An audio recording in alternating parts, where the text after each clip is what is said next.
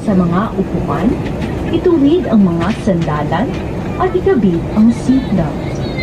Tiklopin na rin ang mga mesa at buksan ang tabing ng mga bintana. Kung gumagamit ng electronic devices, switch off o di kaya'y ilagay na ito sa flight mode. Maraming salamat po.